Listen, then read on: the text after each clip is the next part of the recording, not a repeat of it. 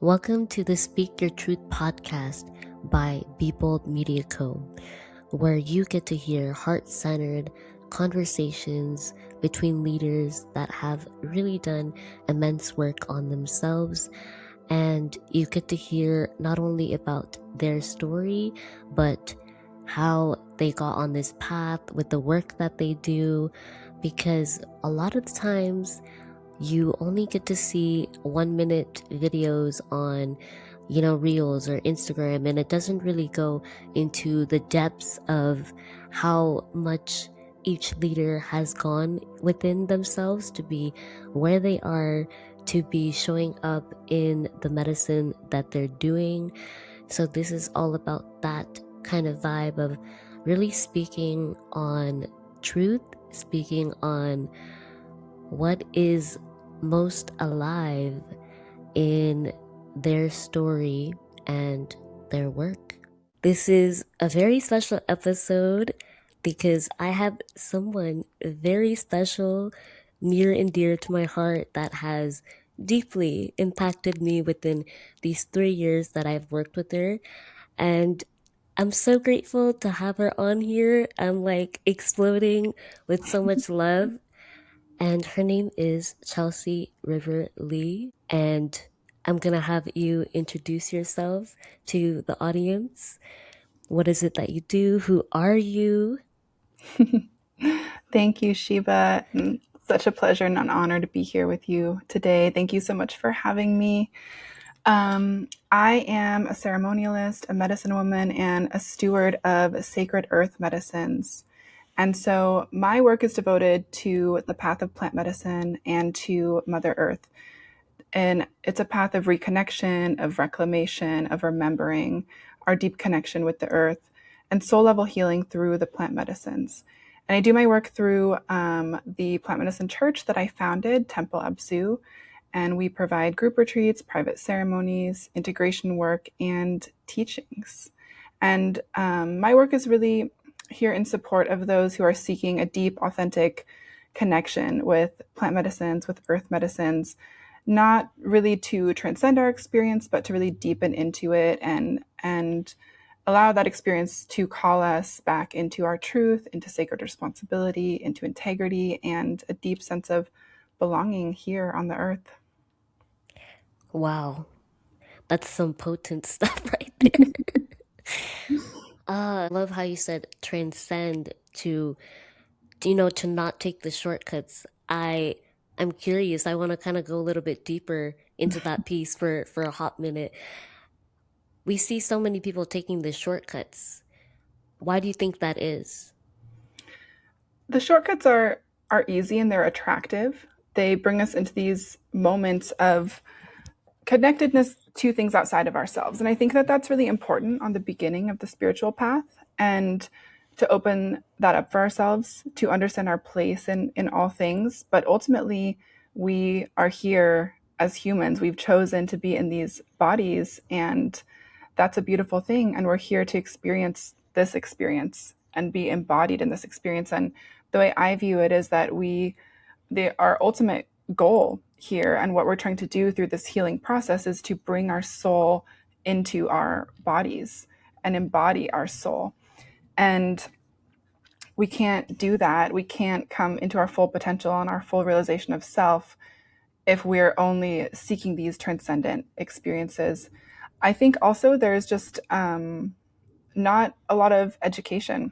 And I think that's changing. But I know when I started on this path, I was desperately looking to learn. And that's what I was really, really seeking, was to learn a different way of being than the one that I had been taught. And there is a lot of information out there, but at that time, especially, there wasn't a lot of information about this path of descent, the path more inward, the path into the body. It was all about kind of transcendent spiritual practices, which are important too, but it's really about balancing them and balancing the masculine and the feminine through that.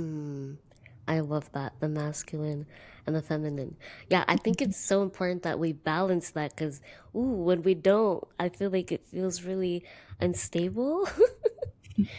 Oh Yeah. my goodness. Yeah. So, how did you get on this path now that we're kind of going in that realm? I'm curious. Yeah. Yeah, I feel like my story starts pretty early on if you want me to go all the way back. I want you to go like when you felt the call, like, like this is my medicine, like the world needs this medicine. How did you get on the path? Like you knew that that was your medicine. Mm. That was a long time coming. It definitely wasn't early on in my path or even very early on in my relationship with the medicines, with ayahuasca. But I do remember distinctly the first time I heard the word ayahuasca. I didn't know who she was, I didn't know anything about what that meant. A friend was telling me about it. I was 22. I was living in the Middle East, and Whoa. we were having shisha.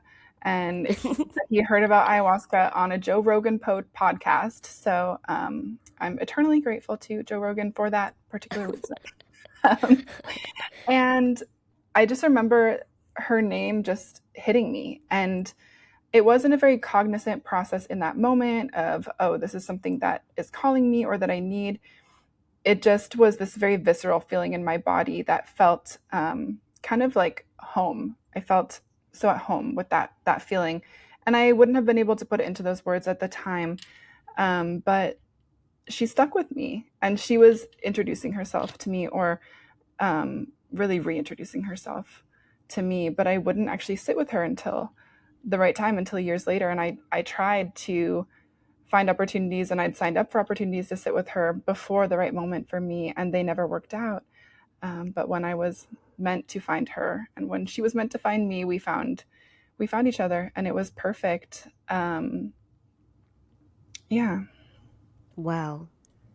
So would you say you already kind of had that inner knowing, like even though it wasn't working out with those few ceremonies that you signed up for, you just still knew that that was like something for you? Like, I yeah. think now when I think about it, deep down, I knew that. At that time, I was just desperate. I was desperately seeking something that would help me. And everything I had tried, which was conventional approaches and non conventional approaches, just wasn't helping me. And I was in so much suffering, mentally, physically, emotionally. And I was looking for something that would make a difference, that would help. And I had no idea what I was getting into at the time. But I think there was something deeper within me driving me forward, and that's really that's been present my entire life. That's how I've lived my entire life, is listening to my heart and listening to the call of my heart, and that has taken me to some beautiful and wild places. And I always listened to that pull. And I knew in those moments that it just wasn't meant to be. And it was really clear in those moments why it wasn't meant to be in those times, too. So I just remained patient, and the opportunity came, and it came kind of in the last minute for me. Is what it Mm. felt like, but it was the perfect timing. Isn't it always the perfect timing? Always. I'm curious because you were saying that you were, drawn to it, and because of there's things in your life that you wanted to like have better relief in and things like that. How has it impacted you in the things that you wanted to either let go of, or maybe like things that we don't normally talk about? Like for me is anxiety and depression. Like is there anything like like in the mental health area that you're comfortable with talking about? Yeah, yeah, I'm happy to share. And there's so much to say there. And um, I will say that my belief now is not in pathologizing these, what I believe are very normal reactions and symptoms to living in the society that we live in the world that we currently live in. Um, and however, it's helpful to identify these things, and that was really helpful for me at that time. And since I was pretty young, I dealt with really severe depression. And it would come and go at times, but it got really, really dark for me often. And there were many times where I did not want to be in this world. And that one of those times was when I found ayahuasca. And I made this foolishly, I made this deal with her. And I said, I need you to help me, or like, I can't do this anymore.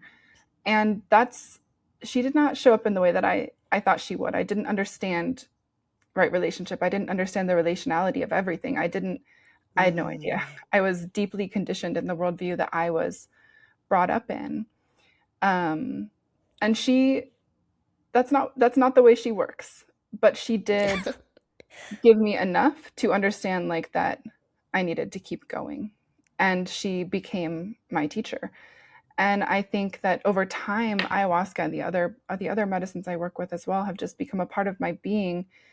And I would say one of the things that they have done for me, and that I think they do for others too, is chipped away little by little at this way of being that I was taught, and helped me remember a different way of being. And I've had many human teachers and indigenous people that have helped me remember those ways too, and my ancestors as well. And I'm deeply grateful for my ancestors. I would not be walking this earth in this body without them. Yeah. And Yeah. they've come through strongly and taught me their ways too. And um, all of these people, plants, beings together have helped me reclaim this way of being in the modern world. So it's a bit different, but a different way of just perceiving the world, a different way of perceiving myself. And this is a way of perceiving that doesn't cause the same level of suffering that the way of perceiving and being that I was raised with does, and did for me. And so I'm actually really deeply grateful for that suffering, because it was really, I understood myself to be like this grief bearer in my family, where I was very different from the rest of my family. And I had these burdens, it felt like, of my lineage. And that was true, but I also was given their gifts to overcome these burdens, and given the opportunity to do this work and to heal myself and break these cycles. And I don't think that I would have gotten to the place I am at and been able to feel the way that I feel without that suffering, because the suffering is what propelled me into continuing to seek and looking for completely outside the box solutions and things that I might not have considered at a certain point in my life. But it was just this force that drove me forward, and so I'm deeply grateful for that. And it was all as it was meant to be. Yeah. How did you know you were a cycle breaker? Because you're saying a lot about like suffering, and um it takes a lot to break those cycles, right? Would you say? Yeah. To have it placed on, you, It does. in a sense. It does.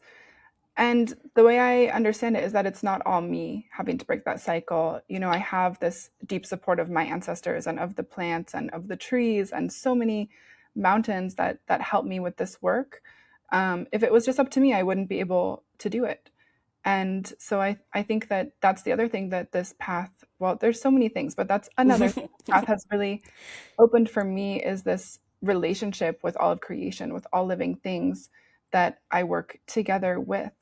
And I'm in relationship with the everything in the world I can be in relationship with, and with this belief and understanding that everything has a spirit, that we can communicate, that we can be in reciprocity with one another.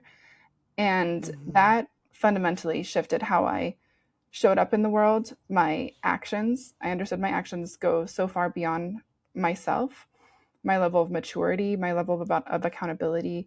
And I think I never felt in my life like I had any sort of safety net, like that it always felt like I was just on the edge of this cliff and about to be pushed off, and there was just nothing that was going to catch me.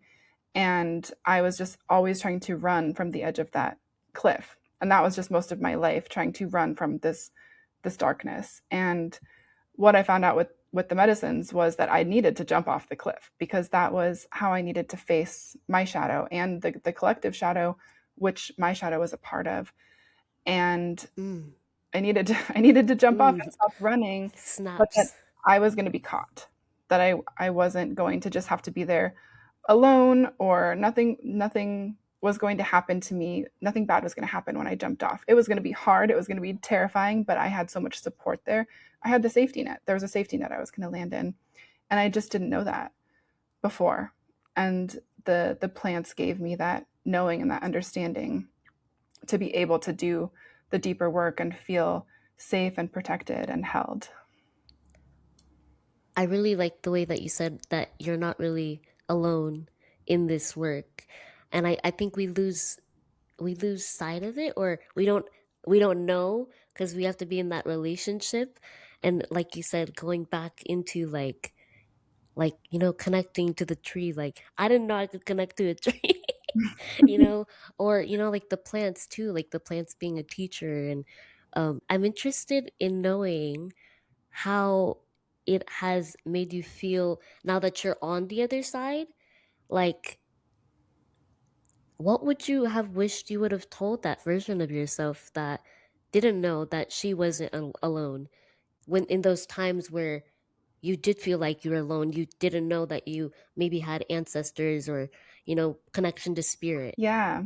Yeah, that's a beautiful question. And I've had moments inside and outside of the medicine where I've understood that in some really dark moments of my life where I felt so alone, that there was actually this older version of myself with this younger version of myself holding her through that. And I think there was always a part of me that knew deep down that I was held, but I just didn't have any evidence to believe that. I didn't I couldn't see it. And that's been so much of the journey too, is just opening my eyes to everything that was already all around me that I just couldn't see. And that was part of that, is opening the eyes of my heart, because my heart was closed. My heart Ooh. was in pain and not open, and so I just couldn't see. And that's why we call it awakening.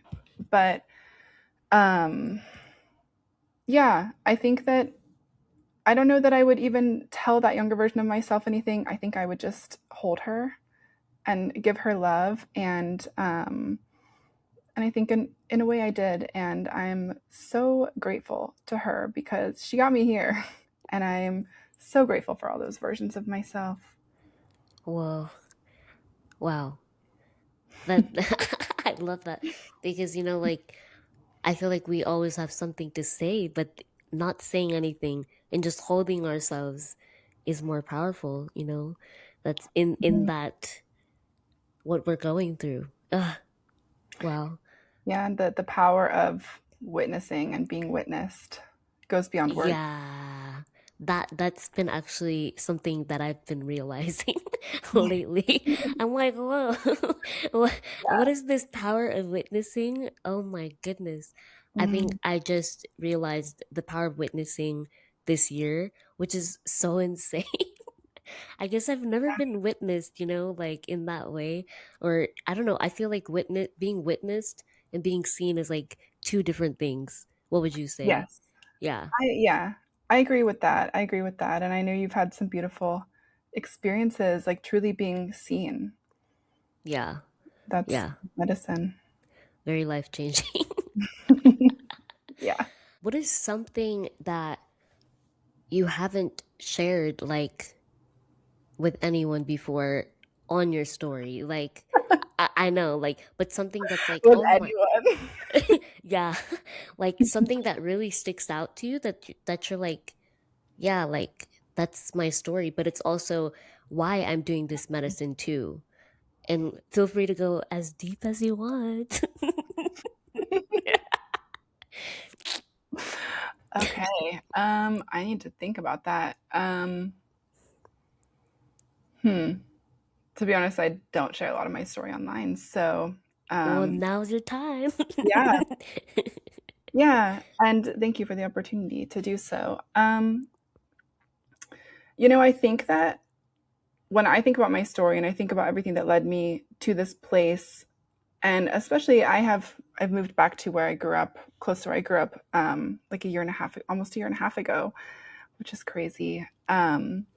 And so it's really helped me connect back to this child version of me, and that's a version of me that I haven't always been open to connecting with. And I would say 4 or 5 years ago, when I connected to 6-year-old me, comes up a lot. And when I connected to her, she said she was disappointed in me. And I really sat with that for a long time. And I've been really tending to her since I've been here, and really in this process of deep remembrance and repair with family, but also this space of acceptance with family. And so I think that really what brought me to this path was my family. And it was and I'm grateful for that. So these ancestral burdens, but also just the way that I grew up. And I grew up in a really religious household. And my parents are Christian, but they're like Baptist. They're not as religious these days.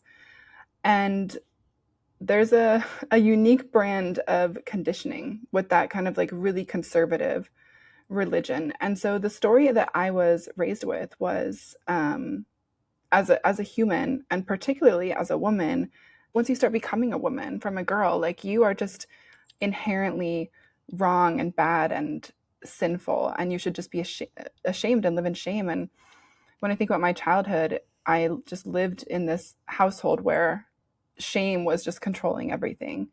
And I've shared a little bit recently about that, and my mom, said to me, like, how can you air our dirty laundry? And so that's just like that shame, like you can't talk about anything. And I just always felt so different from my family. I felt so different. And because I didn't really have a framework for understanding, I was always very sensitive, very intuitive, and I was just different than them. And I never really believed what they believed. I always questioned it. It just didn't make sense to me, even when I was a young child, even when I was 6. And the story I learned to have about myself was there's something wrong with me, because everyone around me believes this and seems to be happy with this. And, even just where I lived, everyone was similar. And I was just different. And I felt so isolated, and I felt very rejected. And I will say that I really attribute my life now to 3 things, which is my parents, of course. They brought me into this life, and I'm deeply grateful to them for that and everything they've Mm-hmm. taught me. And I really love them. And to the medicines, and also to my horse, Gunner. And so Mm. one of the only places I ever really felt like I belonged was with horses. I started pestering my parents to let me start riding horses when I was like, as soon as I could draw, I was cleaning out my childhood bedroom and found all these drawings when I was like 3 of horses. It's all I drew, all I wrote about. I was obsessed. Still am. Um, some things don't change. And this was just like a place with horses where my soul felt seen. I felt seen. I felt alive. So it's like comes back to that, just like feeling seen and feeling the sense of belonging. And when I was 12, when I was really entering 11 was when I really like started entering this like deep depressive state. When I was 12, my parents bought me my horse Gunner, and Gunner and Mm. I were together for 20 years, and he was my soul horse and just a deep soulmate of mine. And um, I understand now Gunner's role in my life was really as my great protector. Like he was keeping me here until I could figure out how to do that for myself. And I'm so, so grateful to him, and I'm still very connected to him. And he also was the one who started teaching me how to connect in spiritually. When I lived on the other side of the world, he would just come to me, and I could feel his breathing in my body. Wow. And because it was him, and I was so familiar with him, and I knew him and trusted him so deeply, it never felt scary to me. But I think it would have if that just started happening with something else. But I was able to like adjust, and he was able to open that in me. So when I was one of the really just pivotal moments or times in my life was when I was a teenager. I officially left the church, and I was like a born little rebel. I was always very rebellious, and my dad always told me, he said, question everything. He didn't really love it when I Oh. questioned what they believed to be true. But, Ah. I said, well, this is what you taught me. And I really started questioning everything, and it just didn't make sense to me. And it just wasn't the way that I was raised in religion was not Mm-hmm. loving. it was simply just not loving. And I didn't resonate with what I felt were these just like conflicting messages, and the people that I was around that I didn't really feel like embodied these things that they spoke about. And so I left and I started being a little bit more rebellious, and um, the blowback from my family was very, very harsh. And this was like a very difficult time for me. And I had some great friends around me and my horse. And I'm really grateful for that, because that really pushed me into a dark place where my family kind of defined me. They were very cruel to me and defined me as this like evil, black hearted monster, spawn of the devil, because I didn't believe what they believed. And I had like, I would go to parties here and there, but I really wasn't doing anything very crazy compared to other people at my age. And yeah, I really reacted to that cruelty, and I just became farther and farther away from my family, and that kind of continued through college. There's more stuff that happened in that time, but I think what felt really pivotal to me was Mm-hmm. I studied Middle East studies in college and was Wow. dealing with a lot of the same stuff. College was very challenging for me. I'd hoped it would be this fresh start, but yeah, emotionally incredibly challenging. And I'd gone through a really severe trauma right before starting college, and Mm. I had no idea how to deal with any of that kind of stuff. And it was just kind of like eating me alive from the inside. And I knew I needed to choose a completely new path for myself. And so I had done some internships and traveled a bit in the Middle East, and I was working while I was in college, and I bought a one-way ticket to the Middle East, and I told my parents I'm moving in 2 weeks to the Middle East, and I didn't have much money, and they thought that was crazy, and they said, "Well, okay, we can't stop you. You're over 18, but don't ask us for help. We're not going to help you. Like, you're on your own with this decision." And that was really scary, but it was also a decision that changed my life, because I didn't really have a reason for why I was going. It was just a deep calling, Mm. and just one of those things, those deep callings that like I knew I needed to say yes, and that everything would work out. I just really trusted in it. I trusted in myself, and I I think that one of the fundamental lessons on this path in general is just listening to that deeper calling, that Yeah. deep inner voice. And I've always been able to hear that voice in myself and know that voice. And I really can't say no to her. And yeah, that was just such an important lesson for me to validate, because my decision really didn't make any sense. And even now, I ended up spending 9 years living in the Middle East, and people ask me, what brought you there? And I don't have like a logical answer still. It was such a beautiful experience. And I went there and I felt like I was home in a lot of ways, in a way I'd never felt before. And I felt that way when I first sat with ayahuasca as well. Yeah. Yeah. Yeah. And yeah, I think that was the first time that I really like chose myself.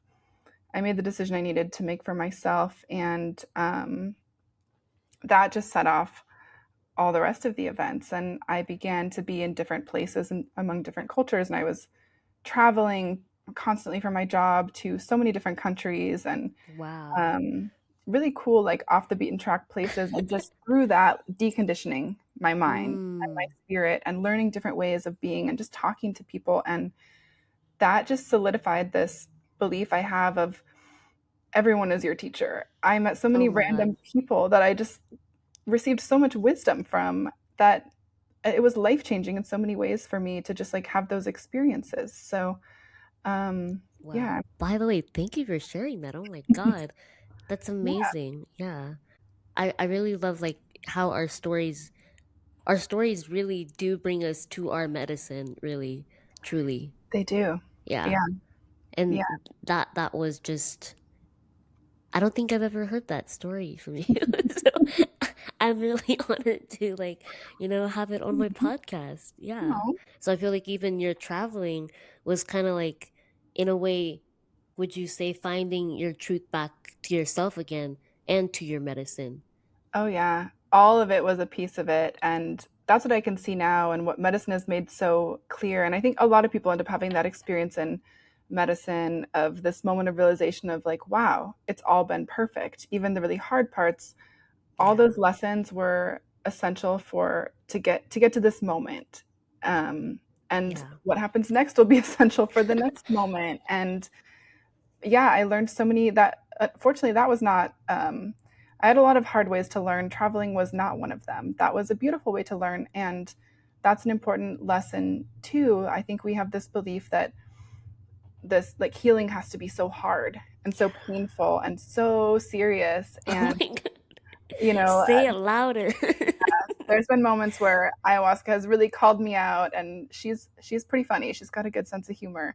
On that Yeah. one, I'm just like, why are you being so serious all the time? And um, yeah, remembering to balance with joy and play and fun, and those things are just as healing.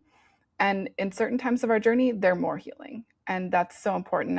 And that's something we try to like cultivate at the retreats too. And I think connection, witnessing that Yeah. connection with those with other people is a part of that piece too. Yeah. Yeah, that piece is real. I would I don't know, witness for me is like pretty pretty big now.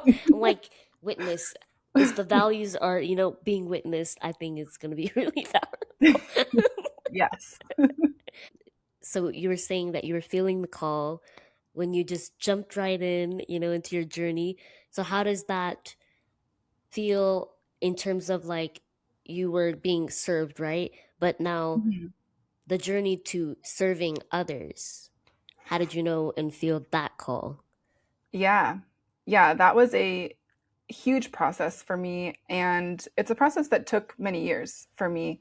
Um, the way that I view this work and really all healing work is that it's all about relationality. It's all about relationships, and building those relationships takes time. It takes showing up. It takes consistency. So it's just like dating or a friendship. Like you have to Yeah. pour into those, and you can't rush the process. And it's the same with the medicines. And so I never showed up to the medicine with any intent to serve. That was never something I was even really interested in. I was just so grateful to have the opportunity to sit and to be given these experiences that were helping me so deeply on this just soul level and bringing me back to life, reminding me what it is to be alive. And I hadn't known that since I was a very small child. And in that process, after it was after a couple of years when I received this call from ayahuasca, and I immediately said no. And I said, I don't want to hear that. Like I'm not interested. I don't think that that should be me. And she said, okay. Like it's just an invitation. She would never pressure someone to do Hmm. that work, but she kept extending the invitation every now and then. And I, I finally was feeling like I was at a place where I could potentially be helpful to others. Um, and that the journey I had walked and how the depths to which I had walked in myself could be helpful to others. But I still had a lot of resistance to this idea. And I think that a lot of my resistance was healthy resistance. It came from observing this field, um, and what happens often in this field. And you kind of have this overnight shaman phenomenon happening. And I understood the level of responsibility this work takes, and the level of being able to hold space and be embodied and be in the deepest integrity. Um, and I didn't know that if I wanted that level of responsibility in my life. And I also just had a lot of doubts I had to overcome about myself. And every time I went into those doubts, ayahuasca just took me deeper, and it was just another step in this initiatory journey. And so it was something I was kind of going back and forth on for quite a while, and I hadn't shared that with anyone. It was just kind of my own internal process with her, and Hmm.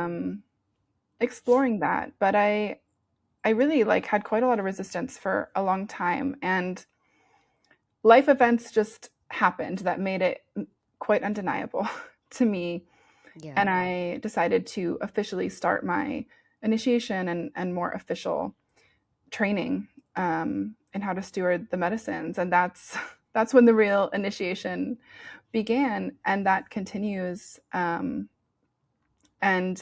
there was that really important piece of the initiation. But for me, working with these medicines means a deep commitment to continue that process, to continue my own work. I've seen what happens when people stop doing that, Yeah. when people get the power goes to their head and they don't feel they need to do work anymore.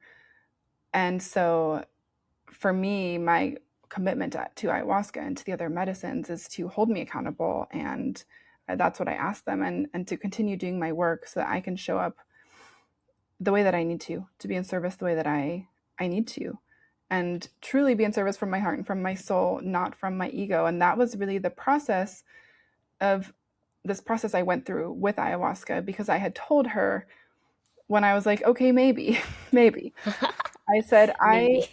only want to do this, and I will only feel like I can proceed if I know 100%, and I've gone to the depths of myself and I know that none of this is from my ego. And it has nothing to Mm, do with my ego, and I need to know that 100%, no matter how long that takes, or if I can never say that, if I can never truly say that about myself.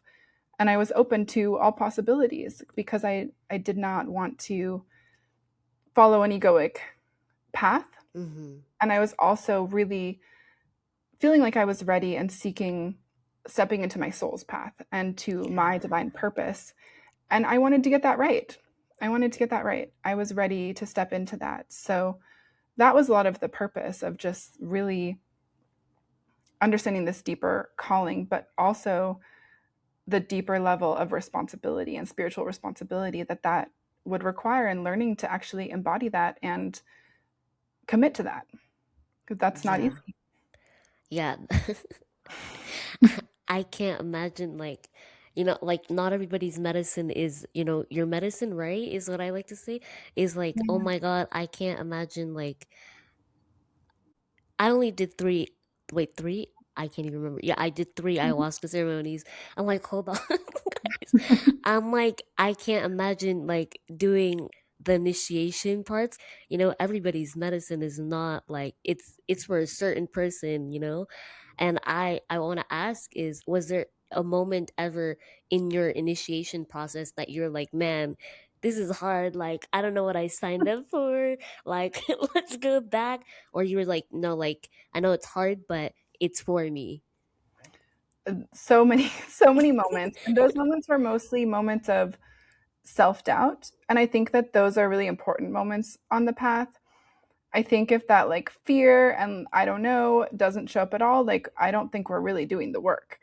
And so it was really just acknowledging those parts of myself, but understanding the deeper pull and the deeper commitment. And in the end of the day, with soul work, it's still our choice. Yeah. So, for me, I felt that ayahuasca was pretty clear with me about what was required of me and what it would take and what I may need to give up to do this work. And she asked me, do you agree to that? Do you agree to that? Do you agree to that? And I had to think about that for the several ceremonies, because I wanted to give the honest answer and be sure that I was ready to agree to that and make those commitments. And I was, but I heard my heart from the beginning say yes. But there were Oh, other parts of me that said, I don't know, I'm not sure. Let's explore this on the deepest level.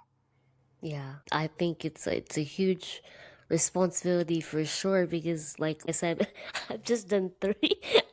I don't know, like the level of just responsibility is a lot. Like, how many of your own have you done? Like, not serving, just your own. I'm scared of the number. Yeah, I honestly haven't really kept count, but it's hundreds. Yeah. But yeah, I haven't really. I think I kept count in the beginning, but at this point, no. That that's how you know you've done a lot of work. Oh my goodness. Yeah, yeah. Yeah, I think I would just eviscerate. Yeah. Oh my gosh. Well, what ayahuasca tells me a lot, and I know she teaches this to many people, is that um, her and the other medicines as well, they're here to teach us how to be better humans and Yeah. to remember how to walk in right relationship with everything. And so, I definitely think that amount of ceremonies is not for, it's not everyone's path. No. And it's not what like most people need if, they're not serving. But I think that that sounds like a really intimidating number, and people sometimes ask like, how can you even like just be here? And really, ayahuasca especially has brought me so much deeper into my body and into my humanity through the ceremonies. And she is really beautiful because she has that cosmic quality, but also that like embodied quality, and they Yeah. come together. So she's really teaching me how to walk better on this earth, and that's Ooh. why it can be a really grounding experience too. Wow. I like that. Teach me how to walk better on this earth. Yeah. Ooh. Yeah. I don't think I've ever heard someone say that about like plant medicine before. That should be like a Mm. freaking quote, like literally. You need to quote like that's so powerful, so potent. Well, that's all ayahuasca. You're like, that's all her. I won't take credit for it. How do you know when someone's like ready to let go of what no longer serves them? How do you know like the readiness level? Yeah. I think that often when people are deeply drawn to this kind of work and to showing up in ceremony, that's usually a pretty good indication when they're truly deeply called that they are ready to let go of some things and ready for some level of transformation, some level of change, because they're Mm-hmm. following this deeper desire of their heart and their soul. The ego is a different story. So it's really common that before ceremony, the ego really begins causing some trouble. And as you've Yeah. experienced, yeah, Yeah. yeah, the, the second one was hard. The second one, I was like, remember you walking into the door? I'm like, I don't know. I don't know if I can go. Well, remember that? yeah, the third one, I don't know. Like, I mean, it was hard. It was hard. I had to sit on your couch for a whole second. That was You did insane. it. You did Yeah, it. yeah. Oh my God. Yeah, the resistance was real. Yeah, and I think you know there's not a lot we can guarantee about this experience or about what's going Yeah. to happen, but Mm-hmm. I had a teacher that said this, and I think this holds so true for myself and for my clients, is that Yeah. really the only guarantee is that there's going to be some level of change, Mm-hmm. some way of viewing the world and ourselves differently, some change in our perception.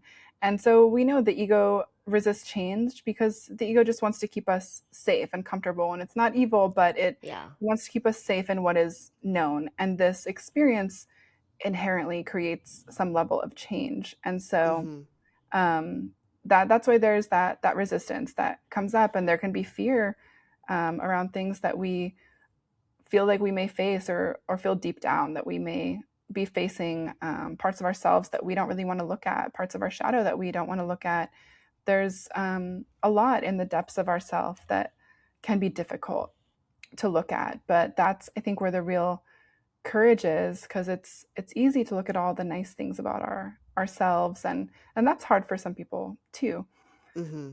but it's hard work to go into those depths and into the collective depths, and to understand Yeah. our part in that. And I think what's so important in the medicine too, that I don't think is talked about a lot or enough, is that we receive these incredible insights. We face these things. We learn deeper truths. We confront different deeper truths, Deeper truths. Yeah. and we get to bring that back with us. And I believe that there is responsibility created in that action, and especially in the privilege of being able to attend ceremonies and sit with the medicines. And I do believe that there is responsibility that we have to carry out of that experience of Mm-hmm. having received these insights. How do we apply this in whatever our own small way may be. It has to be an expression of ourselves. It has to be a true expression of our authentic selves, but to carry forward these teachings in our own lives. And so I think that, yeah, the experience can be beautiful. It can be fun. It Yeah. can just be so many things. I do deeply believe that there's a level of responsibility in sitting with medicines as well, in how we Yeah. walk going forward on this earth. Yeah, I really like how you highlighted that because I think it's so important if we're not integrating, right? Uh, Mhm. oh my God.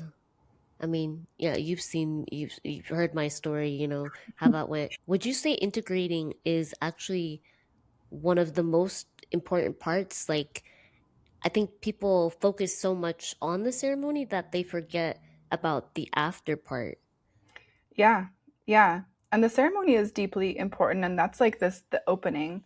And the the way opening. that I like to talk about it with people is that in ceremony, the medicines and these deep layers of ourselves are planting these seeds within us. Mm. And integration is us watering the seeds. And these seeds become a garden that we need to tend to for the rest of our life. So integration is not a process that's just like a week or a month or a couple months after a retreat. It's a lifelong process. And the medicines will continue planting seeds as we sit in ceremonies, but it's really watering this garden and cultivating this garden of ours, caring for this garden of ours that is deeply important going out of this. Or we just let all of these new plants wither and die and Oh, decay. oh my And goodness. we're not holding on to these teachings. We're wasting them. Wow. Wow. I just get amazed every time you talk, I swear to God. Wow, like what a way to look at, that the ceremony and then the integration. How can we water like what we've already been either healed through or shown to actually Mhm. make the flower grow rather than die? Yeah. Sheesh. Yeah. Oh my God. Um, so what does a group retreat look like with you? Yeah. So myself and my team mostly do 4-day retreats. And really this is just 4 days to step away from life into this ceremonial container. And the way that we understand ceremony is just this space that's outside of space and time. And we view the whole retreat as a ceremony, but of course we have different medicine ceremonies in the retreats. And so the retreat includes the ceremonies, include preparation, they include integration, and they include our time there, which includes rituals, ceremony, earth reconnection. We do sharing circles, have beautiful, nourishing food that is cooked by the team. And we also have certain teachings. So every retreat has a different group intention is what I call it. And these intentions are really shared by the medicines before the retreats as I'm creating the schedule, which the medicines also are the ones who are making that decision around when and where we're hosting these retreats. And so there's this group intention. For example, our last one was soul retrieval, and the next one we're doing is walking the medicine wheel. So there's always teachings and practices in conjunction with this intention, but the intention kind of acts as like this group container, and everyone brings their own individual personal intentions of what they're deeply longing for, deeply seeking, what's going on in their lives. I think that one of the most beautiful and healing parts of the retreats, of course, the medicines are so deeply healing.